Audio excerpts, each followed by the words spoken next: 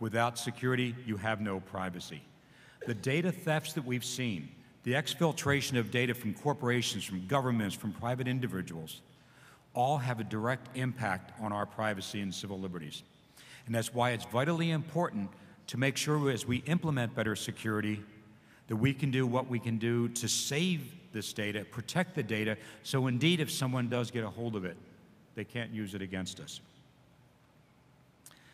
The other piece that we look at is the haste makes waste. And this is interesting from the business perspective. It's been a tremendously competitive time out there the past year from economics, from a global business perspective. For a long time, we've been very competitive to where we have to rush the products out quickly to get ahead of our competitors. To be in an environment where we can hold our own as far as technology competitiveness globally goes. But the thing is, in doing that and making sure that we wind up being competitive, we might have gone out a little bit too far ahead of our ability to do security in our products and our goods. Whether it's the business process itself, whether it's the hardware or the software that we use, we now recognize that we should have taken a little bit more time. So when people criticize companies that are due to release a product at one point and say, well, you said you were going to release it in June and now you're letting it go until November. Most of us say that's good. We want to have the capacity to make sure when we put these new products out, when we come out with the new innovations, we've indeed done the due diligence around security and privacy that we build into these things. Not do as we've done to date, and that's build it and then secure it later. The other thing that we look at is the talent, and this is very challenging. In the President's policy review, one of the things we focus on specifically is our workforce development. How do we educate the next generation of people that are not only trained in ICT, but also in the security components of it? We've seen some changes. Some of the changes we've seen when we've seen recruiting of technical professionals. It used to be, are you a good DBA, database administrator? Are you good on setting up firewalls? Are you good on software configuration or engineering and architecture? Those still exist, but there's a piece that goes along with that. Are you good at that, and can you do it in a secure manner? So when we recruit the professionals that we're building, not only do you have the technical control ability to run a system, but can you run it securely? That's a new skill set. As I mentioned, part of the President's review is to making sure that we are creating the next generation of cybersecurity specialists going forward. It's estimated in some cases over 50,000 new positions will be required internationally within the next year alone. And as we do more in the technology world, as we come up with IP-enabled wireless pacemakers to save people's lives, as we move in that environment, we're going to need more technical people focusing on security. The next item we discuss, which is very relevant today, is what we refer to as your, mine, and ours, intellectual property. The numbers are staggering. What's been estimated that we've lost internationally for theft of intellectual property from environments that basically should not have been in a position to do that. So to protect our intellectual property, to make sure that we have a robust investigative process worldwide, we need to make sure we're cooperating internationally. We cannot have any safe havens for cyber criminals out there.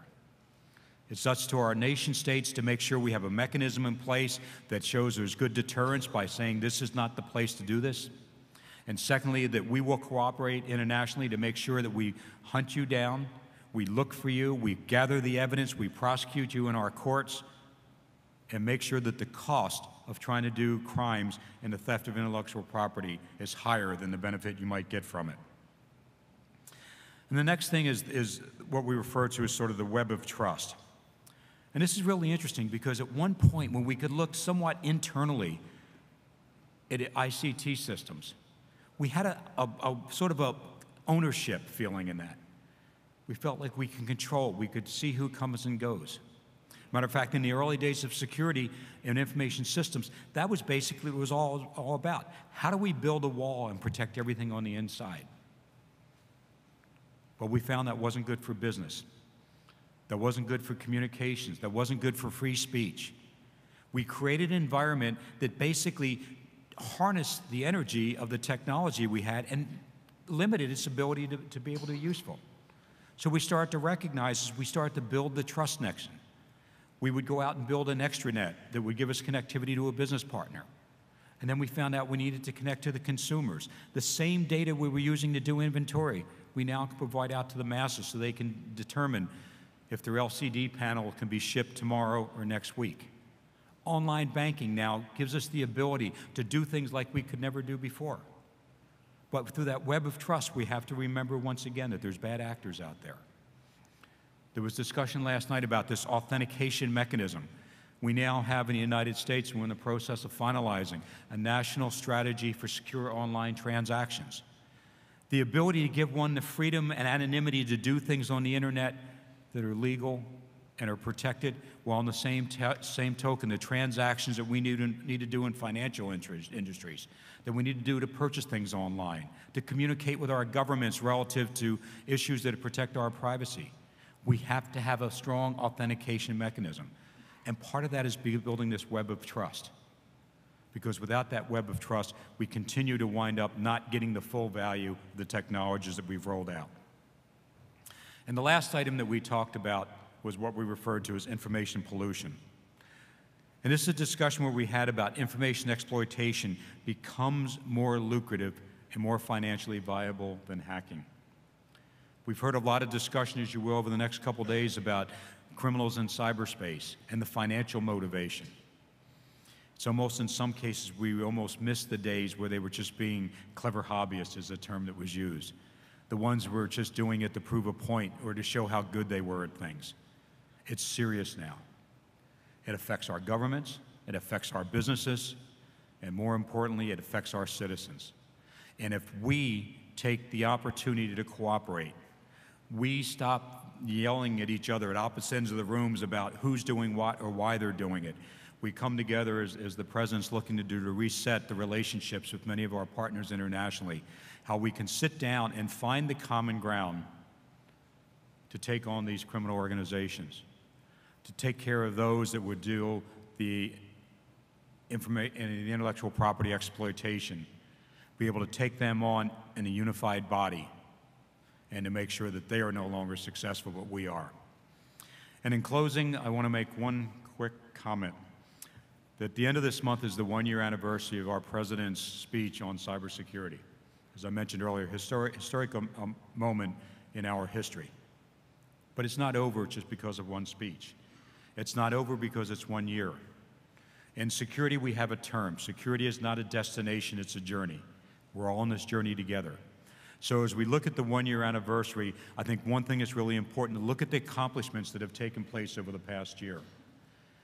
Because I fully reject those that sit there and say that businesses are not prepared, that governments are not prepared. I can't conceive of for a moment, if we were to have an international incident in cybersecurity, that the chief executive officers, the COOs, the CISOs, the CIOs of the nation's greatest companies would sort of sit back and say, I'm sorry, I don't know what to do. That's not true. We've seen the leadership in this room. Some of them are sponsors of this event. They know, they prepare, they practice, and more importantly, they recognize that the resilience that we need as citizens also is good for business. There's a business imperative to make sure that these systems keep up and running. There's a national security interest and a public safety interest. So as we look the past year, let's also focus on the accomplishments that have been made. The things that private sectors have done, the things that governments have done, the things that you as citizens have done.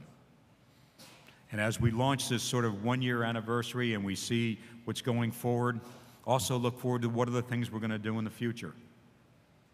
It's not a lot of work to understand that we all can make a difference in our part. We can do 1 to 3 things over the next 6 months to make cybersecurity better. We've got a lot of ideas, a lot of smart people in this room that have the intellectual